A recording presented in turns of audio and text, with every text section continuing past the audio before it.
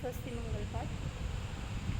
नित्यद्भुत चल केवल ज्ञानधारी जे मुनी मन पर्यय ज्ञानधारक यती तपसी वागुणी दिव्यवदी ज्ञानधारक श्री ऋषीश्वर को नमो कल्याकारी लोक में कर पूज वसुविधि को वमो कोष्ठस्थ धान्योपम कही अरु एक बीज कही प्रभो संभिन्न संश्रोतृपदानुसारी बुद्धिरुद्धि कही विभो ये चार रुद्धि धरयतीश्वर जगत जन मंगल करे अज्ञान तिमिर विनाश कर कैवल्य मेला कर धरे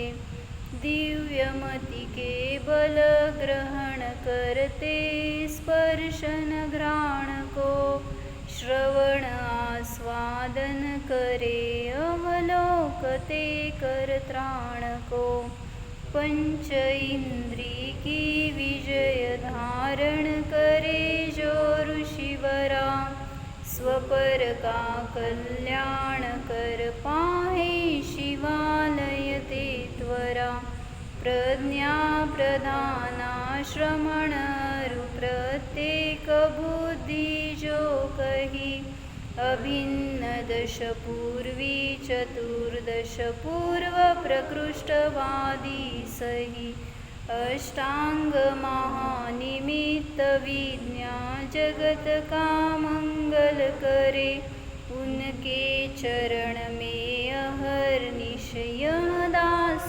अपना शिर धरे जंघावली अरुश्रेणी तंतु फलांबु बीजांकुर प्रसून रुद्धिचारण धारके मुनि करत आकाशी गमन स्वच्छंद करत विहार नभ में भव्य जन के पीरहर कल्याण मेरा भी करे मैं शरण आया हूँ प्रभुवर।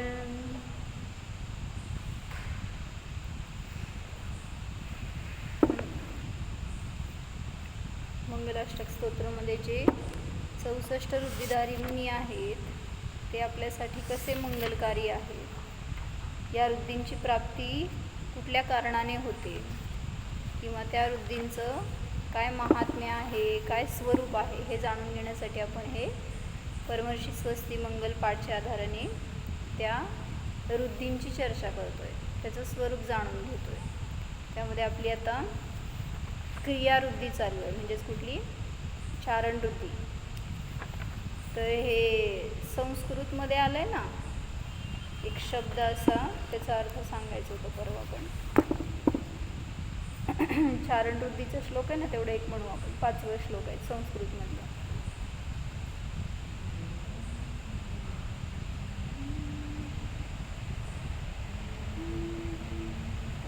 जंघावली श्रेणी फलांबुतंतु प्रसून बीजांकुर चारणावा नभोंगण स्वैरविहारिणश्च स्वस्ति क्रियासु परमर्षयो नः। म्हणजे काय, ते पहिल्यांदा तर नावं सांगितलेत सगळी चारण रुद्धीची। जंघावली श्रेणी म्हणजे जंघाचारण, श्रेणीचारण, फलचारण, अंबुचारण म्हणजे जलचारण, तंतुचारण, प्रसूनचारण म्हणजे काय सांगितलं होतं, पुष्पचारण, बीजचारण, अंकुरचारण, चारण आव्हा असं शब्द आलाय ना, तर आव्हा म्हणजे नाववाले, अशा नाववाले जे काय सगळे नभो अंगण स्वैरविहारिणश्च म्हणजे काय, नभ म्हणजे नभ आकाशरूपी अंगणातून स्वैरविहार करणारे असे ते रुद्धिधारी मुनी म्हणजेच चारण रुद्धी असं सांगितलं, असे ते परम ऋषी माझं कल्याण करोत, मंगल करोत. आकाशाच्या श्रेणीतून गमन करणारे, असं वाकडं तिकडं नाही तर सरळ एकतर श्रेणी असतात किंवा आडव्या श्रेणी असतात आकाशाच्या, मग त्यानुसार गमन करणारे असे ते श्रेणीचारण मुनी असं म्हणले गेले. थोडे थोडे वर्णन राहिले होते, घेऊ थोडं आज अजून राहिलेलं शेवटचं प्रकरण आहे. तर काय घेतलं होतं आपण महत्त्वाचं की रुद्धिधारी मुनी तद्भव मोक्षगामी असतील पण किंवा नसतील पण, असं काही नाही की ते रुद्धी प्राप्त झाली आहे म्हणजे त्याच भवात मोक्षाला जातील असं नाही. विशेष पुण्याचा उदय आहे, विशेष क्षयक्षम जागृत झालं आहे, एवढंच फक्त त्याच्यामध्ये महानता आहे फक्त. पण आणि त्या रुद्धीच्या लक्षाने त्यांची साधना नाही आहे किंवा रुद्धीच्या लक्षाने कधी रुद्धी प्रगट होत नाहीत. जसं पुण्याच्या मागं लागल्यावर किती पुण्य मिळतं, पुण्याचं लक्ष ज्यांनी सोडलं त्याला किंवा त्या पुण्याच्या विपरीत दिशेला जो जायला लागला ते पुण्य त्याचं पिछा करतं. जसं म्हटलं होतं कीर्ती, कोण 3 जण, कीर्ती, 3 स्त्रिया अविवाहितच राहतात असं सांगितलं होतं ना आम्हानी पण. कीर्ती, लक्ष्मी आणि अजून एक जण कोणतरी, उघडून बघून बुद्धी आहे का? सत्य नाही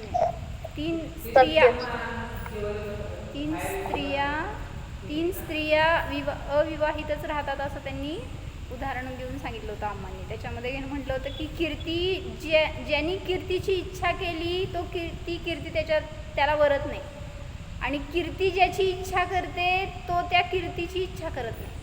म्हणजे काय, आता मुनिराज आहेत थोडक्यात, मुनिराजांची कीर्ती व्हायला लागली आहे पण त्यांना कीर्तीची इच्छा नाही आहे, त्यामुळे ते तिला वरत नाहीत आणि ती त्यांचा पाठलाग करते आहे पण तरीसुद्धा हे तिला वरत नाहीत म्हणून ती कुवारी राहते.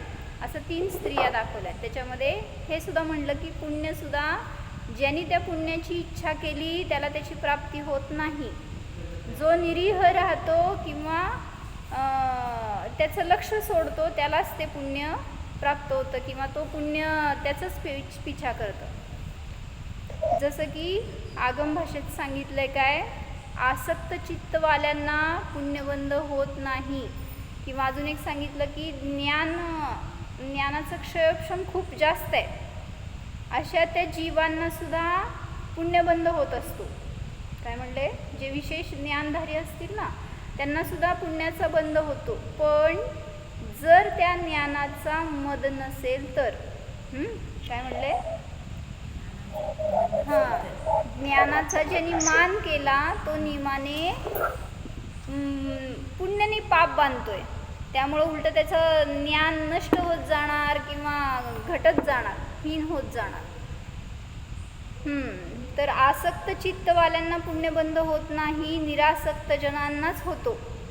आणि या रुद्धी म्हणजे सर्वोत्कृष्ट पुण्याचे फळ आहे. जे काही मुनिराजांना प्राप्त झालेल्या या रुद्धी आहेत त्या सर्वोत्कृष्ट पुण्याचं फळ आहे. अशा त्या रुद्धी इतरांना कोणाला प्रगट होत नाहीत, फक्त जे भावलिंगी संत आहेत 6व्या-7व्या गुणस्थांवरती आहेत त्यांनाच प्रगट होतात. ते पण कधी, ध्यानाच्या काळामध्ये. सांगितलं होतं ना, शुद्ध भावनेमध्ये रुद्धीची प्राप्ती होते, शुद्ध भावात असताना मुनींना. पण जर ते वापर करतील, त्याचा प्रयोग करतील तर नियमाने ते शुभ भावात असायला पाहिजे, तरच रुद्धींचा वापर केला जातो. जसं की विष्णुकुमार मुनी किंवा अनेकांचं उदाहरण जेव्हा ऐकतो आपण, ज्या एक काही स्पेसिफिक रुद्धी आहेत त्यांचा वापरच फक्त मुनिराज करतील. कशासाठी, 3 कारणं सांगितली होती कधी रुद्धींचा वापर केला जातो. 3च ठिकाणी रुद्धींचा वापर होत असतो. कुठं केवलींचं दर्शन करायची इच्छा झाली तर, दुसरं धर्मावर संकट आलं तर, आणि तिसरं तीर्थयात्रेसाठी वगैरे. अशा 3 कारणासाठी सांगितलं की रुद्धींचा वापर करतील मुनिराज. अन्य आपल्या कुठल्याही प्रयोजनासाठी मुनी या रुद्धींचा वापर करत नसतात. आणि काय विशेषता सांगितली ती चारणत्व म्हणजे काय म्हणलं की सगळ्या या चारण वृत्ती गमनाशी रिलेटेड आहे. आवाज म्यूट ठेवा, आवाज डिस्टर्ब होतो. गमन करत असताना गमन तर सर्वजण करतात, पण त्या गमनामध्ये कोणाची हिंसा होणार नाही, हिंसेचे भाव न होणे, कोणाला पीडा होत नाही आणि बाधा होणार नाही, अशी विशेषता म्हणजे चारणवृत्ती. 3 गोष्टी काय सांगितल्या होत्या सांगा. कोणाची हिंसा होणार नाही, पीडा होणार नाही आणि बाधा होणार नाही. काय फरक केला होता तिन्हीमध्ये? हिंसा म्हणजे पूर्ण घात होणार नाही अशी ती वृत्ती असते. पुढं पीडा होणार नाही आणि बाधा होणार नाही मध्ये काय फरक केलं होतं?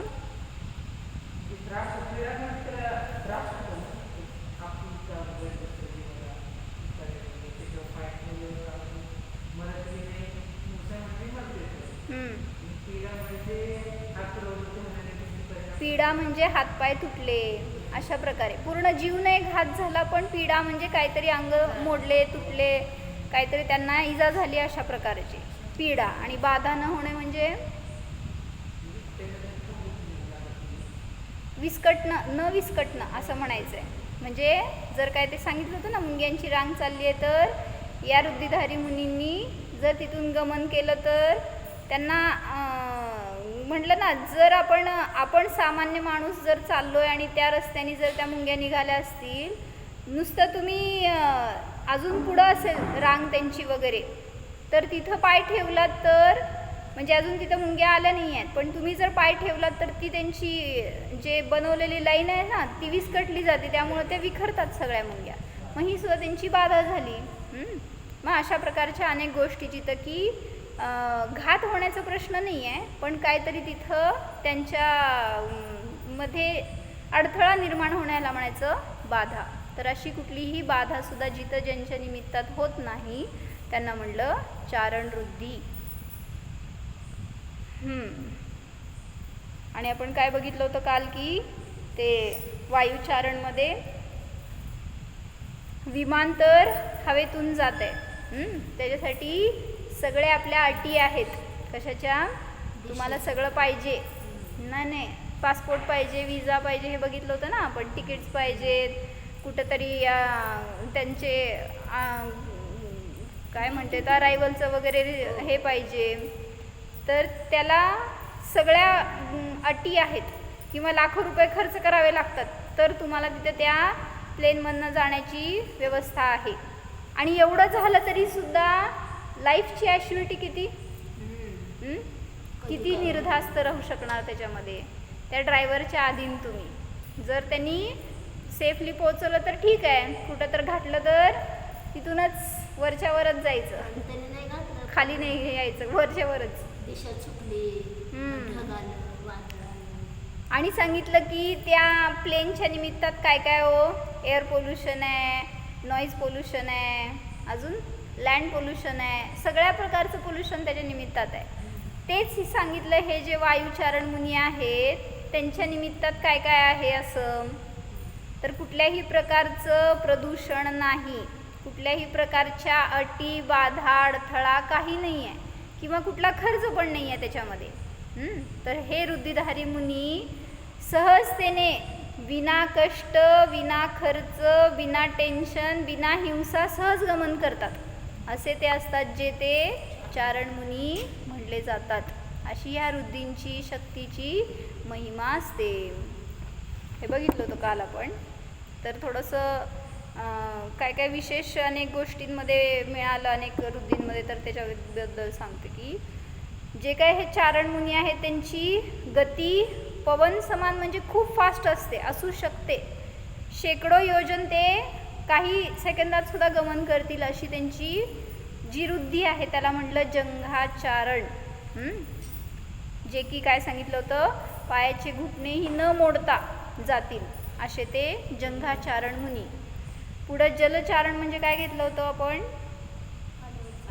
पाण्यावरून किंवा पाण्यामधून त्याला न स्पर्श करता सुद्धा भूमी समान अस्खलित चालण्याची ज्यांची शक्ती असते तर तिथं उदाहरण दिलं, जसं कमळ त्या जलाला स्पर्श करत नाही तसं पाण्यातून जाताना हे मुनीसुद्धा जलावर थला समान न स्पर्श करता आणि त्या जलकायिक जीवांची हिंसा न करता गमन करतात. त्याला म्हणलं जलचारण. म्हणजे आपण हे कमळाचं उदाहरण नव्हतं लावलं, जसं कमळ त्यात आहे पाण्यात तरीसुद्धा अस्पर्शी आहे, तसं हे मुनीसुद्धा जर त्या जलातून जातील तरीसुद्धा स्पर्श होत नाही, त्या जीवांची हिंसा होत नाही त्यांच्या निमित्तात. आणि त्याच्या उलटं उदाहरण घेतलं होतं आकाशातून गमन करत असताना जे श्रेणीचारण मुनी आहेत, तर जसं पक्षी उडताना कसं उडतात, तो समजा थवा आहे पक्ष्यांचा एकदम चाललाय, कसं उडतात, हां त्याला म्हटलं एक श्रेणीतून, डोक्यावर घ्या, म्हणजे त्याला ते जसं एखाद्या काय म्हणायचं पंक्तीतून, हां त्या पंक्तीतून एक लाईनमधून एक त्यांच्या रचनेतून उडतात पक्षी, जसं की त्यांचा मेन कॅप्टन पुढं असणार, मागचे सगळे पक्षी त्यांच्या बाजूने असणार, त्यांची एक रचना असते स्पेसिफिक, तशी त्यामध्येच ते पक्षी उडतात त्या ग्रुपमध्ये वगैरे. मग तसं जातात नाही पक्षी पण, हां काय अदर जातात नाही आकाशातून जाताना, आदरच आहेत की पक्षी. पण कसे उडतात बघितलंय का आकाशात आपण, तर ते काय चित्रबित्र काढायला येत नाही मला, म्हणजे असं व्ही टाईपमध्ये उडतात बघितलंय का कधी, असं सगळे थव्याने असतील ना तर एक त्यांची रचना असते, त्या रचनेने ते उडतात, त्याला म्हणलं पंक्ती म्हणा एक. मग तसं पंक्तीतून गमन करण्याची शक्ती म्हणजे श्रेणीचारण मुनींची असते, ती पंक्ती असते वायूची. आकाशात वायूचे अनुसरण करत गमन करतात ते चारण मुनी असतात. तसंच वायूचं गमन, वायूच्या अनुरूपच त्या पक्ष्यांचं पण गमन असतं. उलटी दिशाने वाऱ्याने उलट पक्षी उडाले तर त्यांना पण फोर्स जास्त लावायला लागणार, त्यांचं जास्त बळ वाया जाणार जर ते वायूच्या उलट्या दिशेने उडत राहतील तर. म्हणून सांगितलं तिथं जसं त्या पक्षींची गमनाची पद्धत असते तशीच या श्रेणीचारण मुनींची पद्धती असते. पुढं पत्रचारण म्हणजे काय सांगितलं होतं, पानावर चालण्याची, किंवा पान कुठं आहेत ती, झाडावरनं का खाली जमिनीवरनं, ती पानं झाडाला आहेत का जमिनीवर आहेत. 8 मध्ये पण सांगितलं ना आपण, अनेक वृद्धींना गर्भित केलंय. पण पत्र म्हणजे कुठले पत्र घ्यायचे, तर कुठलेही पत्र घ्यायचे असं सांगितलं. पत्र म्हणजे पानं, जमिनीवर पडलेली पानं असू देत किंवा झाडावर असलेली पानं असू देत, कुठल्याही पानांवरून गमन करण्याची शक्ती त्याला म्हणलं पत्रचारण. आणि त्या पानांमध्ये, पानावर खाली असणाऱ्या त्या जीवांची हिंसा न करता गमन करण्याची शक्ती त्याला म्हणायचं काय, पत्रचारण. तंतुचारण वेगळे आहे, तंतू गवतामध्ये नाही आहेत, ह्याच्यातच आहे ते सगळं पत्रमध्येच. तंतुचारण म्हणजे त्या कोळीचा धागा असेल त्या धाग्यावरून गमन करण्याची शक्ती, त्याला म्हणलं मकडी चारण किंवा तंतुचारण अशी नावं आली त्याला. अजून पण अनेक घेतलं होतं ना, काय काय घेतलं होतं तंतुचारणमध्ये आपण,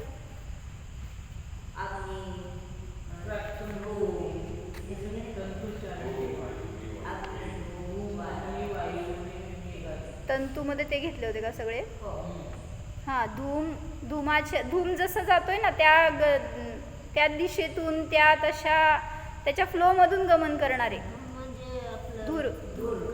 हां अग्नी म्हणजे अग्नीचे लोट कुठल्या दिशेने जात आहेत त्या दिशेने त्याच्या शिखांवरून वगैरे गमन करण्याची शक्ती, त्याला म्हटलं तंतुचारणमध्ये. परत ते पण वायुचारण पण तंतुचारणमध्येच घेतलं, मेघचारणमध्ये पण ते पण त्या तंतुचारणमध्ये गर्भित केलं.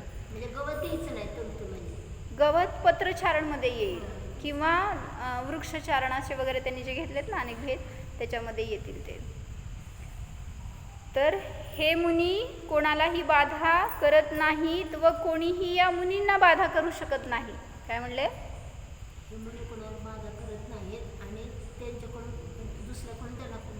हां मुनी कोणाला बाधा करत नाहीत आणि कोणी मुनींना बाधा करू शकत नाही, इथून जाऊ शकत नाही तुम्ही अशी बाधा कोणी करणार नाही, कारण त्यांच्याजवळ वृद्धी आहे तर ते कसेही कुठूनही गमन करू शकतील. अशी शक्ती म्हणजेच तर वृद्धी आहे, मग अशी ती पत्रचारण वृद्धी म्हणून सांगितलं. आणि तंतुचारण म्हणजे त्याच्यामध्ये एक विशेषता काय सांगितली आहे का पंडितांनी, की जैनांच्या घरामध्ये तंतू असायलाच नाही पाहिजे. म्हणजे तंतू म्हणजे जंतू नव्हे हो, तंतू. म्हणजे स्वच्छता ठेवायला पाहिजे. स्वच्छ ठेवायला पाहिजे. कळलं तुम्हाला. म्हणजे जिथं जंतू आहेत तिथं तंतू आहेत. मग ज्याच्या घरात मकडी नाहीये, मकडीचं जाला नाहीये, ते जैनांचं घर. आता जाऊन शोधा किती ठिकाणी आहेत. म्हणजे कशासाठी सांगितलं, की पूर्वीची लोक पहिला स्वच्छतेला इतकं महत्त्व द्यायचे की, कारण कोळी आहे तो काय करतोय, मांसाहार आहे त्याचा पण हा. कारण त्याच्या त्या जाळ्यामध्ये तो किड्यांना अडकवतो ना, आणि ते भक्षण करेल, मारेल त्यांना. आणि मग ते कशासाठी करते, अडकायसाठी करते का काय, अडकते की, पण करते कशासाठी, तो त्याचं भक्ष पकडण्यासाठी करतो जाळं. आणि मग त्याच्यामध्ये जेव्हा तो किडा वगैरे आला ना, त्याला त्याची खाण्याची पद्धत वेगळी असते असं सायन्समध्ये सांगितलं बरं का. ते फक्त त्याच्या शरीरातलं द्रव पदार्थ ओढून घेतो आणि मग ते सुकून जाऊन ते सिकडून मरून जातं ते प्राणी, जे काही किडा वगैरे त्याच्यामध्ये आलेला असते ना, अडकलेला. आणि त्यामुळं मग ते स्वतःचं भक्षासाठी तर करणार आहे, उगीच करून ठेवतोय स्वतःला मरायसाठी. त्याच्यात मरतंय ते गोष्ट वेगळी अडकून, पण ते करतोय तर त्याच्या मागं प्रयोजन असतं. मग त्यांनी सांगितलं की जैनांच्या घरामध्ये कोळ्याचं घर नसतं, ते घर जैनाचं असायला नको. कारण ते हिंसेचं, जीव उत्पत्तीचं सूचक आहे. तुमच्यात ना बघू द्या, शोधू आपण. हे शुद्धतेचं, स्वच्छतेची ओळख आहे. आता रात्री गेल्यावर काकी सगळं साफ करणार.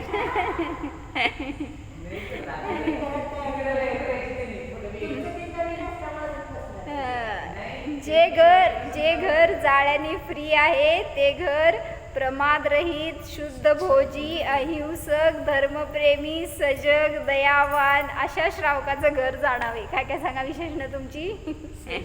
ज्याच्या घरात हे जाळं नाहीये त्याची विशेषणं आहेत बरं का. तो स्वच्छताप्रेमी आहे, धर्मप्रेमी आहे, दयाळू आहे, अहिंसक आचरणवाला आहे, शुद्ध भोजन करणार आहे. त्या किचनमध्ये तर सांगितलं कोणाच्या असायलाच नकोत. कारण तिथं काय म्हणायचं, जर जीवांची उत्पत्ती तिथं असेल तर तुम्ही काय शुद्ध भोजन करणार, त्यात काय कधी पडेल कोणाला माहीत आहे. जरी ते वाळलेले जाळ्या, काय म्हणायचं, धूळ वगैरे बसल्यावर ते जाळ्या विस्कटतात आणि तुटतात ना, ते येऊन तुमच्या खाद्यपदार्थात पडलं काय कळणार आहे तुम्हाला. मिसळून जात आहे, मग त्याची टेस्ट बाहेरच्यासारखी असं म्हणतात. कारण त्या तंतूंमध्ये सुद्धा अनेक जीव आहेत. म्हणून तर सांगितलं गेलं की तंतुचारण मुनी त्या जीवांची हिंसा न करता त्याच्यावरून चालतायत. मग त्या तंतूमध्ये सुद्धा अनेक त्रस जीव आहेत असं सांगितलं. लाळ आहे ना शेवटी ती त्याची, त्या मकडीची त्याचं स्वतःचं द्रव आहे तो शरीरातला, आणि त्याच्याने तो ते धागा बनवतोय. त्यामुळं त्याच्यात सुद्धा जीवांची उत्पत्ती असते. मग तुम्ही त्याला टच करणार ना तरी सुद्धा त्याच्यात अनेक जीवांची हिंसा होते. मग जाळी काढायची कशी, टच न करता. ते झालं की त्यांनी सांगायला, तुम्ही स्पर्श केल्यावर सुद्धा त्याच्या निमित्तात अनेक जीवांची हिंसा आहे. मग म्हणून म्हणलं असायलाच नको असा. होण्याआधीच होय ना. चला सगळ्याची घरात एक चेक करून येऊ आपण.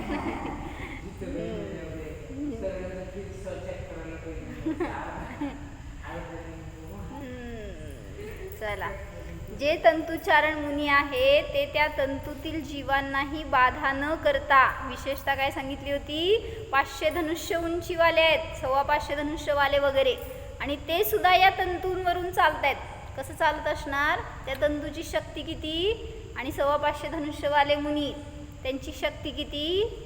तर जेव्हा ते त्या तंतूवरून चालणार त्यावेळी सांगितलं त्यांनी, स्वतःला असं लघु, असं हलकं बनवलंय की ते तुटणार पण नाही. आणि वाऱ्याने उडून जातील की मग मुनी. असं कसं, म्हणजे एवढं आपलं लघु बनवलंय शरीर, तर त्याच्यावरून जाताना, गमन करताना उडून गेले तर जात नाही. मग तेच की, आदर आहेत म्हणल्यावर हवेतच आहेत की. जरी स्पर्श झाला तरी, जसं जलचारणमध्ये घेतला आपण, त्या जलाला स्पर्श झाला तरी मरणार नाहीत. पुष्प फलचारणमध्ये त्याला स्पर्श झाला तरी मरणार नाहीत, वरून तर जाणारच की. काय म्हणता?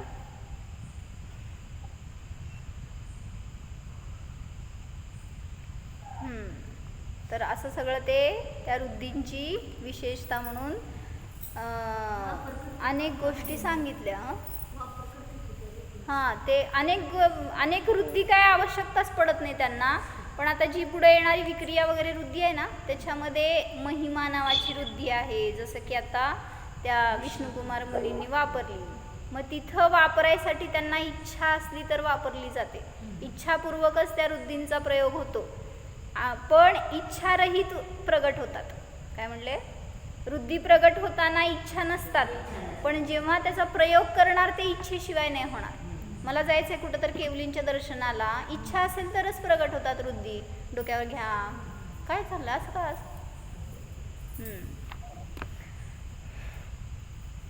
तर सांगितलं की म्हणून ज्याच्या त्याच्या परिणामांचं ज्ञानाचं ते सूचक आहे, ज्यांना की या रुद्धी प्रगट झाल्यात. म्हणजे विशुद्धीचं फळ म्हणजे या रुद्धी आहेत. आणि मग त्याच्या बळावर सांगितलं, त्याच्या निमित्तात सांगितलं की पुण्याचा आश्रव होत राहतो. कारण त्या रुद्धिधारी मुनींना त्याचा मद नाही आहे, त्याच्याविषयी अभिमान नाही आहे, त्यामुळं ते हीन गोष्टींसाठी नाही. म्हणलंच की स्वतःच्या शरीरावर उपसर्ग होणार आहे हे कळलं. आता रुद्धी आहेत अनेक अशा, अवधिज्ञान रुद्धी आहे, त्यांना कळतं आपला उपसर्ग येणार आहे वगैरे. मग रुद्धी आहेत म्हटल्यावर त्याचा वापर करणार का ते? जसं की सनतकुमार चक्रवर्तींना कोड झाला होता, पण सर्व औषधी रुद्धी होती. असं एक क्षणात वापरलं असतं तर सगळा कोड नष्ट झाला असता. 700 वर्ष शरीरात कोड राहिलाच नसता, त्याची वेदना नाही, त्याचा त्रास नाही, काहीच झालं नसतं. पण वापर केला, स्वतःच्या शरीरासाठी प्रयोजनासाठी काहीही वापर करणार नाहीत. जर ते वापर करतील तर रुद्धी राहणार नाहीत. म्हणून सांगितलं या रुद्धीसुद्धा दुसऱ्याच्या हिताच्या निमित्तात वगैरे, जसं की संकट आलं कोणावर तरच वापरतील, अन्यथा कारण त्यांना वापरण्यासाठी शुभात यावं लागतं. आणि जेव्हा या प्रगटतात त्यावेळेस ते शुद्धातच प्रगटणार. शुद्ध स्वभावात आहेत त्यावेळेस, वितरागतेमध्ये आहेत त्यावेळेसच त्यांची उत्पत्ती आहे रुद्धींची. आणि जेव्हा त्याचा प्रयोग असतो त्यावेळेस नियमाने ते शुभभावात, रागामध्ये असणार, राग परिणामात. त्यामुळं त्यांना असं काय शुभात राहण्याचं शौक नाही आहे, त्यामुळं ते त्यांचा वापर करत नाहीत. जर लागली काय कंडिशन तरच वापरणार, अन्यथा नाही. आपला मृत्यू दिसला समोर, काय करणार ते? असं गायब व्हायची पण रुद्धी असती. अणुप्रमाण स्वतःचे शरीर कमी करायची रुद्धी आहे अणिमा नावाची. शेर आला समोर, अणू एवढं झालं की कुठे दिसणार आहे शेरला? पळून जाऊन कुठल्या पण बिळात वगैरे बसू शकतात. किंवा महिमा म्हणजे त्या शेरपेक्षा मोठा आकार केला तर ते घाबरून पळून जाईल. काही करू शकतात, पण करत नाहीत. कारण त्यांना शरीराला वाचवायचं नाही आहे, जीवाला वाचवायचं आहे. आणि जीव जर या शरीरात अडकला, ते भेदज्ञानी असतात. आपण अभेदज्ञानी आहोत. शरीराशी इतके अभेद आहोत की त्याला काय दुखलं खुपलं की मलाच. आणि आपलं मरण दिसलं आपल्याला तर काय करणार सांगा? किती दवाखाने पालते घालणार, किती औषधं खाणार, किती उपास तपास मंत्र तंत्र सगळ्याच्या आहारी जाणार. तिथं मुनी काय करतात जेव्हा त्यांना त्यांचं मरण दिसतं? तर अशी त्यांना कुठलीही इच्छा नसते. कुठल्याही रीतीने ते स्वतःच्या शरीराला सांभाळायला जात नाहीत किंवा त्या मरणाला पुढं ढकलायला जात नाहीत. त्या मरणाला घाबरत नाहीत. जसं एक काय सांगितलं की एक मनुष्य होता आणि त्याला त्याच्या मित्राला भेटायचं होतं म्हणून खूप इच्छा झाली त्याला, म्हणून तो निघाला. आणि तेव्हा पायी प्रवास होता, तर तो दूर गावात राहत होता म्हटल्यावर निघाला हा. आणि जात असताना रस्त्यामध्ये त्याला एक मनुष्य भेटला आणि तो म्हटला मी पण तुझ्याबरोबर प्रवास करतो, चल म्हणला माझ्यासोबत मिळाली. तर दोघं पण निघाले एकत्र. आणि जात असताना रस्त्यात ह्याला वाटलं विचारावं आपण तुझं नाव काय आहे. त्यांनी सांगितलं माझं नाव महाकाल आहे. काय नाव होतं? हे म्हटलं असलं कसलं नाव आहे? म्हटलं महाकाल म्हणजे मग तरी पण गप्प बसला, काय विचारला नाही आणि चालत राहिले. मग अनेक गावामध्ये लागणार होती, जिथं त्याचं डेस्टिनेशन होतं त्याच्या आधी खूप अनेक स्टेशन येत होते मध्ये.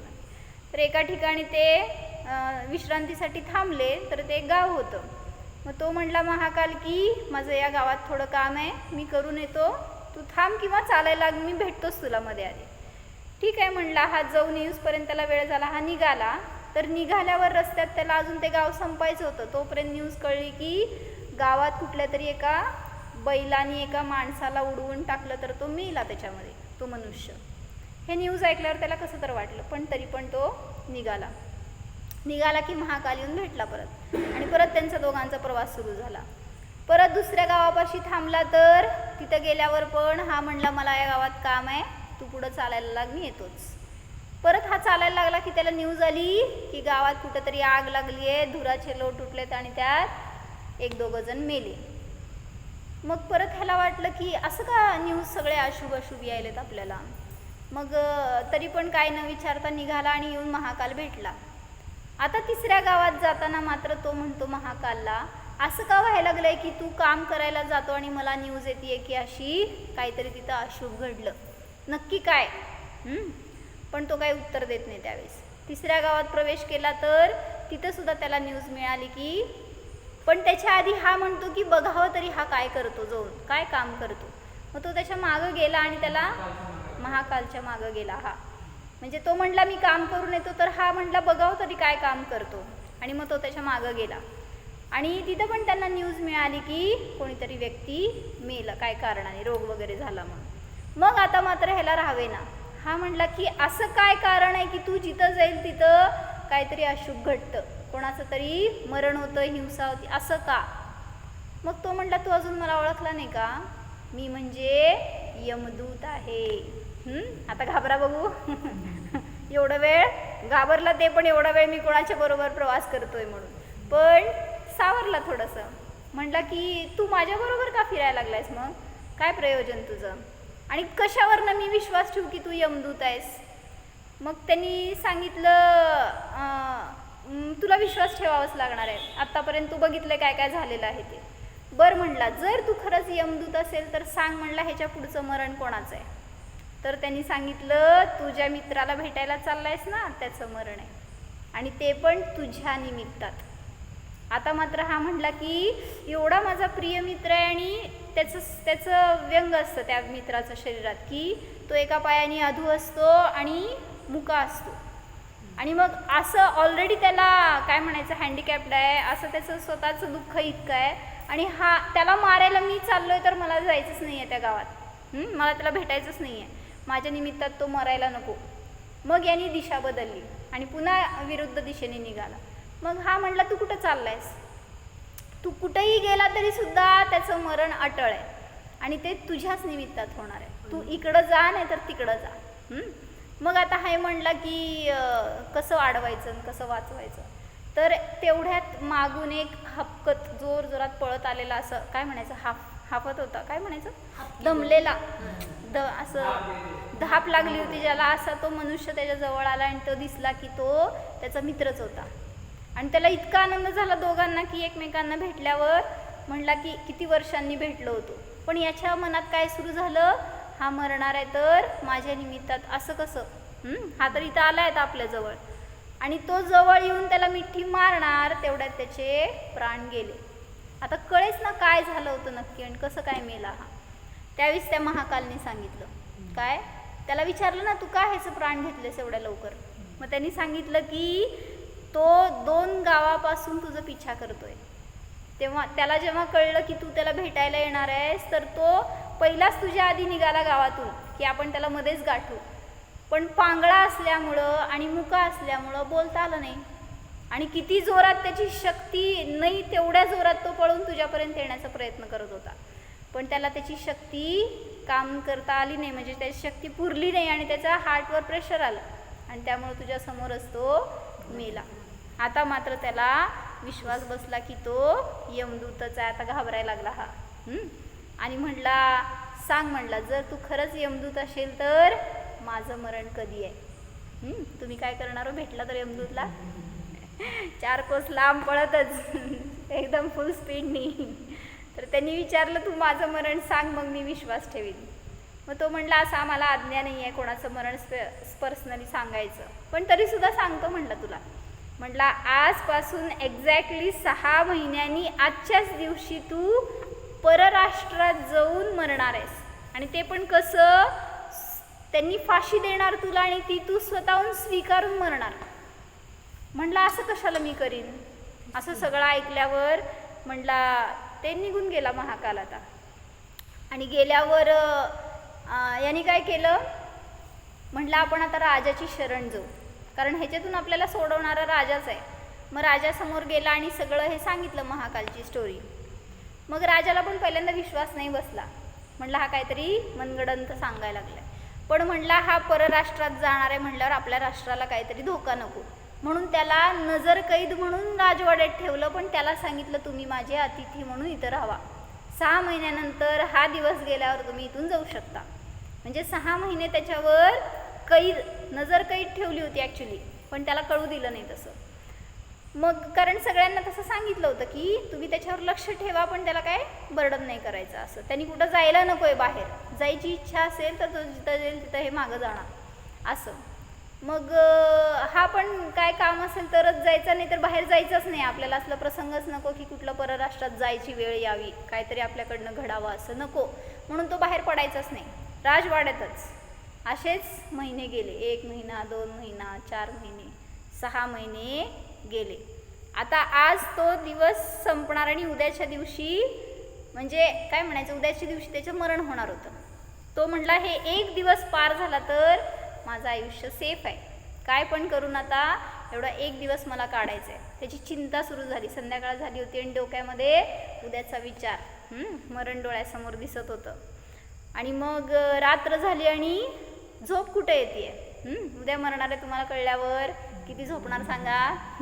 आता उद्या पूर्ण झोपायचंच आहे, म्हणून आज जागायचं काय म्हटल्यावर त्याला झोप येईना. पण तरीसुद्धा थोड्या वेळाने काहीतरी इकडं तिकडं अंगावर करत करत झोप लागली. आणि त्याला रात्री चालायची सवय होती, हे त्याला सुद्धा माहीत नाही. कसं माहीत असणार, तुम्ही घोरता तुम्हाला माहीत आहे का कारण रात्री झोपलेल्याला स्वतःला काय कळणार आहे मी काय करतो मला पण माहीत नाही. पण अशी त्याला काय म्हणायचं अटॅक यायचे आणि तो रात्रीतनं चालत निघायचा. आणि त्या दिवशी त्याला अटॅक आला. तो झोपेतच निघाला बाहेर, त्याच्या रूममधनं बाहेर आला, त्याच्या राजवाड्यातनं बाहेर आला. सगळे सैनिक बघायलेत बरं का, पण सांगितलं होतं ना कोण त्याला अडवायचं नाही. राजाचा पाहुणा आहे, कशाला कोण अडवतंय. आणि हा निघाल्यावर घोड्याच्या तबेल्यात गेला आणि तिथं सगळं झोपेत चाललंय बरं का, त्याला सुद्धा काही माहीत नाही. आणि जाऊन ते सगळ्यात स्पीडवाला जो घोडा होता ना त्याच्या पाठीवर बसला आणि झालं, सोडला तर ते निघाला. असं धूम ठोकत पळाला की कधी राष्ट्र क्रॉस झालं कळलं पण नाही आणि दुसऱ्या राष्ट्रात गेला. तिथं जाऊन तर काय शाणा होता ते, त्या घोड्याने त्या राजवाड्यातच सोडलं.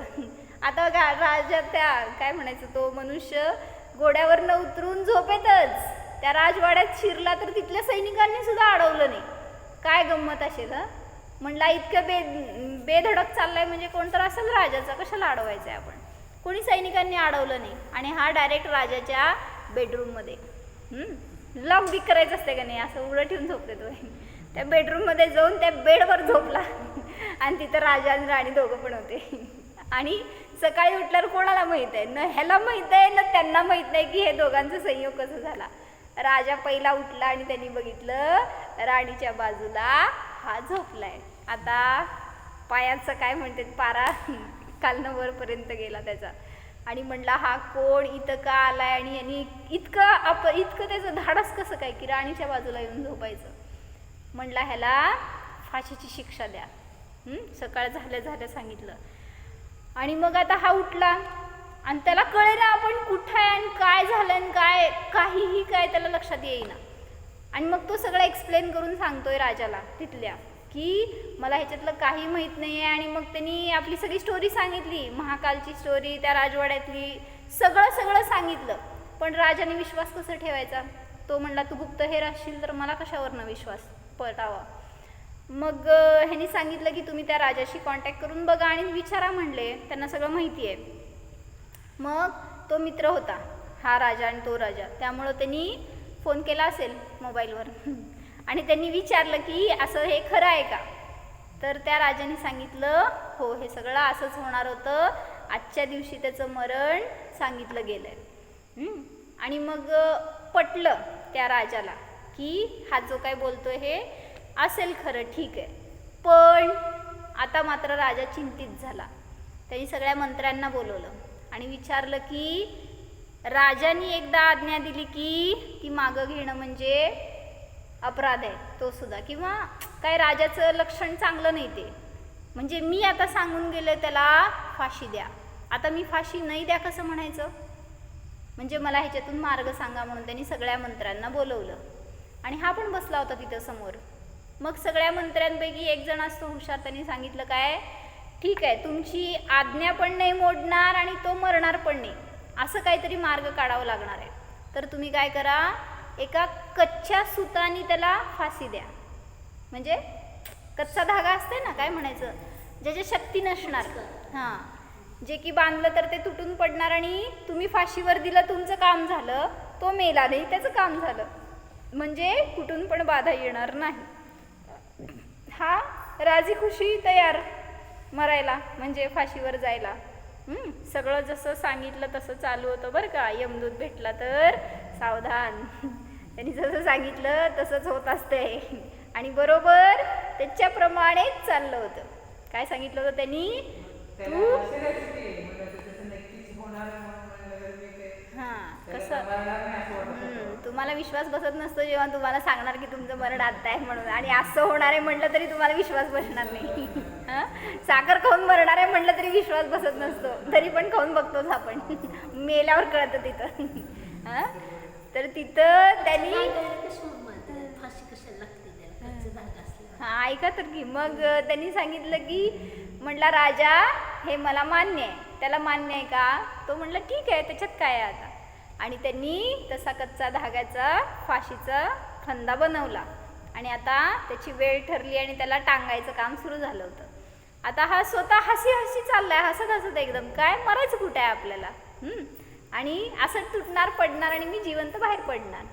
गेला ते फाशीचा फंदा घालून घेतला आणि आता तिकडून ते ओढतात ना, उचलतात, तर ते उचलताना काय झाला, ती जी सूत असते ना ते सुद्धा फार, एखाद्या वेळेस हे जे असते ना धागा, हा सुद्धा खूप धारदार असतो एखाद्या वेळेस, म्हणजे त्याला एखाद्या अँगलनी वगैरे जर टच झालं ना तर तुम्हाला असं नस पण कट होऊ शकते. आणि तशीच त्याची नस काय झालं, उचललं त्याला टांगलं की बरोबर एवढीच नस कट झाली त्याची, आणि त्याच्यामध्ये काय झालं, टांगलं तर तिथंच तो मेला. म्हणजे महाकालनी काय सांगितलं होतं, तू तुझ्या मर्जीने त्या फाशीवर जाणार आणि तिथं तुझं आयुष्य संपणार. मग जसं सांगितलं होतं तसंच घडलं. म्हणजे आपलं पण आयु सांगायचं आहे की जेव्हा संपणार आहे त्याला तुम्ही कुणी टाळू शकत नाही, त्याच काळामध्ये त्याच वेळेमध्ये ते संपणार आहे. म्हणून त्याला मागं पुढं करायला जाऊ नका. मुनिराजांचं चाललं होतं की त्यांना जर कळलं त्यांची आयु संपत आली आहे तर ते त्याला वाढवायचा, चुकवायचा, त्याच्यापासून दूर जायचा, पळायचा कसलाही प्रयत्न करत नाहीत.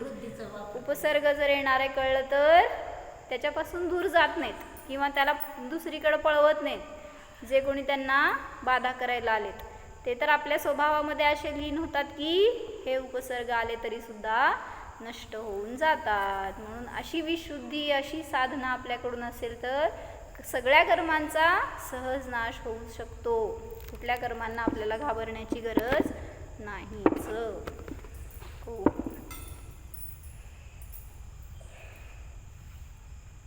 जाणा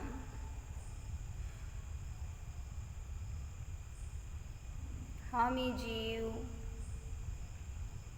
मरणरहित आहे, अमर आहे, आयु कर्माने रहित, निरायुष्क स्वभावी आहे.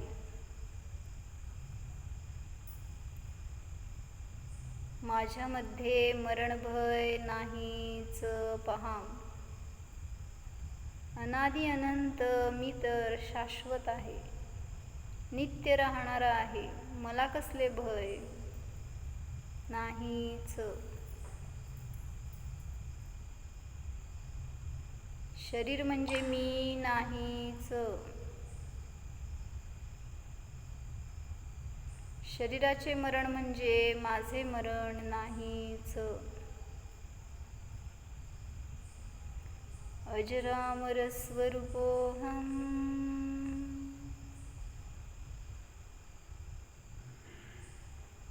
ज्ञाता मात्र स्वरूपोऽहम्. ओम